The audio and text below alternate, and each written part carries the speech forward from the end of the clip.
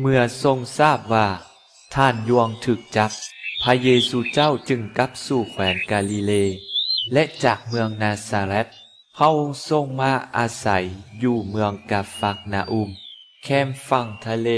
ที่ชายแดนซาบูลอนและเนฟทาลีเป็นดังนี้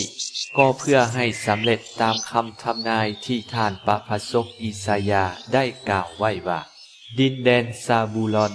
ดินแดนเนฟทาลีทางแคมฝั่งทะเลดินแดนจอร์แดนฝากนั้นกาลิเลแห่งชาวต่างดาวราษฎรที่อยู่ในความมืดได้แลเห็นความสว่างแจ้งอันยิ่งใหญ่ความสว่างได้หุ่งแจ้งขึ้นเหนือพวกที่อยู่ในห่มเงาแห่งความตายนับแต่เวลานั้นเป็นต้นมาพระเยซูเจ้าได้เริ่มประกาศเทศสอนว่าจงเป็นทุกข์กับใจด้วยว่า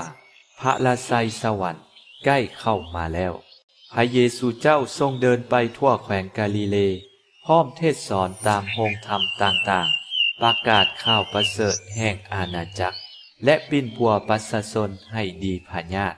และการลอยเปี้ยทุกชนิดชื่อเสียงของพระองค์ซาลือไปทั่วประเทศซีรีและเขาได้พาบรรดาคนที่ถูกทรมานด้วยโรคภัยไข้เจ็บต่างๆมาหาพระองค์มีทั้งผู้ถูกผีสิงผู้เสียจิตผู้เป็นลอย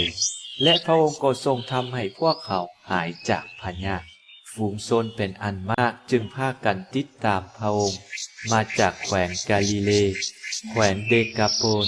จากนครเยรูซาเล็มจากแขวงยูดาห์และจากแม่น้ำจอร์แดนฝากนั้น